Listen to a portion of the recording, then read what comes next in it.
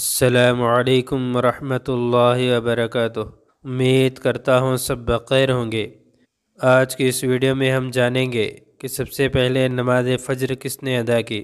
ہم جو فجر کی نماز ادا کرتے ہیں اور اس میں 2 رکعتیں فرض پڑھتے ہیں، اس کی حکمت یہ ہے کہ فجر کی نماز سب سے پہلے حضرت آدم علیہ السلام نے ادا فرمائی۔ جس وقت اللہ تعالیٰ نے ان کو دنیا میں اتارا، اس وقت دنیا میں رات چھائی ہوئی تھی۔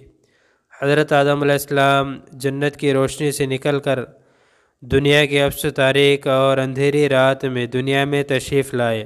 اس وقت ہاتھ کو ہاتھ دکھائی نہیں دیتا تھا۔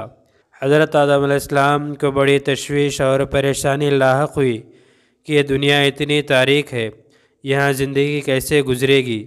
نہ کوئی چیز نظر آتی ہے، نہ جگہ سمجھ میں آتی ہے کہ کہاں ہیں اور کہاں جائیں۔ ہر طرف اندھیرا ہی اندھیرا ہے۔ چنانچہ خوف محسوس ہونے لگا۔ اس کے بعد آہستہ آہستہ روشنی ہونے لگی اور صبح کا نور چمکنے لگا۔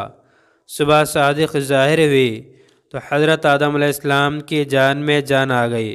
اس وقت حضرت آدم علیہ السلام نے سورج نکلنے سے پہلے 2 رکعتیں بطور شکرانہ ادا فرمائی۔ 1 رکعت رات کی تاریکی جانے کے شکرانے میں ادا فرمائی اور 1 رکعت دن کی روشنی نمودار ہونے کے شکرانے میں ادا فرمائی۔ یہ 2 رکعتیں اللہ تبارک و تعالیٰ کو اتنی پسند آئی کہ اللہ تعالیٰ نے ان کو حضور صلی اللہ علیہ وسلم کی امت پر فرض فرما دیا۔